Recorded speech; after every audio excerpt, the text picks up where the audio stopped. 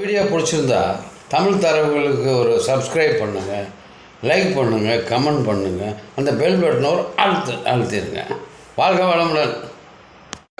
ரவீந்திரன் பேசுகிறேங்க.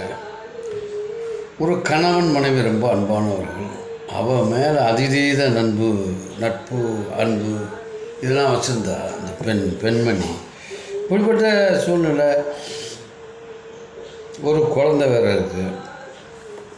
கொஞ்ச நாள் கழிச்சு இன்னொரு குழந்தையும் பெறும்போது 2வது பிரசவத்தில் பல பிரச்சனைகள் காம்ப்ளிகேட்டட் இறக்க போகிற தருவாக வந்துருச்சு. அவளுக்கு ஒன்றும் புரியல.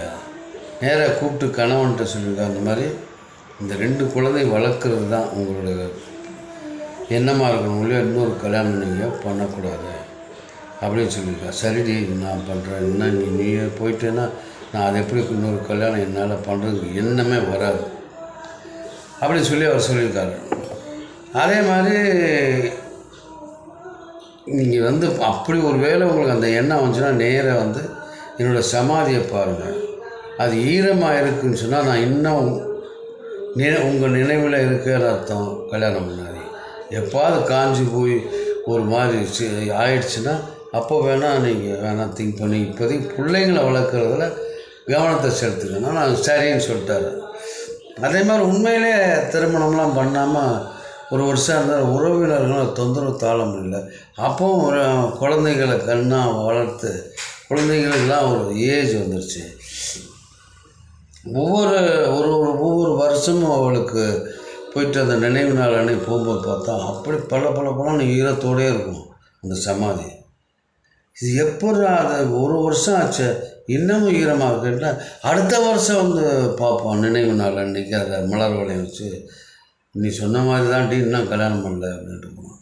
பட் கொஞ்ச நாள் ஆகும்போது அவனுக்கு உடல் மாற்றங்கள் ஏற்பட்டுச்சு. ஏன்னா நான் 2 வருஷமாக எந்த உடல் உறவோ எந்த ஒரு காம எண்ணங்கள் எல்லாத்தையும் அடக்கி வச்சுட்டு இருக்கான்ல. இளைஞன் 35 வயசு தான் இருக்கும்.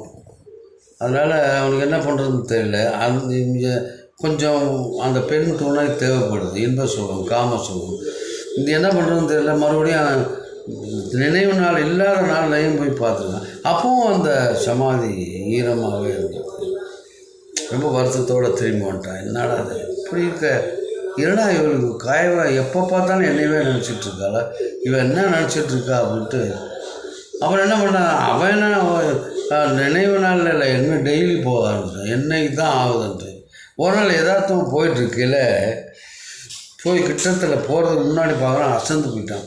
அவங்க அண்ணன் தண்ணி ஊற்றுறாரு அந்த சமாதியில். ஏன்னா அவள் பாருங்க ட்விஸ்ட்டு, எங்கே இவன் நம்மளுக்கு கடுக்காக கொடுத்துட்டு எவ்வளோ கல்யாணம் பண்ணிடுவான்ட்டு அவங்க அண்ணன்ட்ட சொல்லிட்டான், ப்ராமிஸ் பண்ணிட்டான், என்னுடைய சமாதியில் அவனுக்கு என்ன வேலை, ஒரு குடம் தண்ணியாவது ஊற்றுறது, இது தங்கச்சிக்காக செய்வான், கண்டிப்பாக செய்கிறமான்ட்டு. அன்னையிலேருந்து அவன் டெய்லி என்ன பண்ணுறது, டெய்லியே தண்ணி ஊற்றிட்டு போயிடுறான். அந்த தண்ணி ஊற்றிட்டு போனாங்க யார் பொம்பளையா கொக்கா பொண்டாட்டியா என்ன யாரா நினச்சேன்.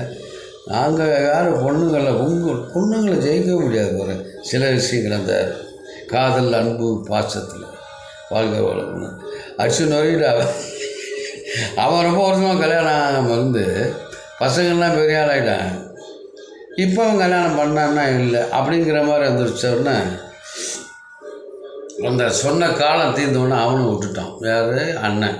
அவன் ஏதோ ஒரு காலகட்டம் சொல்லியிருக்கான், இந்த வரைக்கும் இந்த பசங்க பெரிய ஆளாகிற வரைக்கும் தண்ணி ஊற்றுன்னு. அது முடிஞ்சு போச்சு, அவனும் போகல. அதுக்கப்புறம் அடுத்த வருஷம் நினைவு நாளில் போய் பார்க்குறேன், ட்ரை ஆகி காஞ்சி போயிருக்கு. அதுக்கப்புறம் உறவினர்கள்ட்ட எல்லாம் சொல்லி கல்யாணத்துக்கு பொண்ணு பார்க்க சொல்லி கல்யாணம் பண்ணிட்டாங்க. அது கல்யாணம் பண்ணால் இந்த குழந்தைங்களுக்கு எஃபெக்ட் ஆகலை. ஏன்னா இவங்களாம் வளர்ந்துட்டாங்க, இவங்க வேலைக்கு போயிட்டான். இருந்தாலும் தனக்கு ஒரு துணை வேணுமென்னு சொல்லி ஒரு 45 வயசில் கல்யாணம் பண்ணிட்டான். ஏற்கனவே அது பிள்ளைங்களுக்கு 5 வயசு 10 வயசுனால பெரிய ஆளாகிட்டோம். திருமணம் பண்ணி அப்புறம் சந்தோஷமாக இருந்தோம். இதில் செத்தாலும் கூட ஒரு மனைவி தானதை நிரூபிச்சிட்டான். வாழ்க வளமுடன்.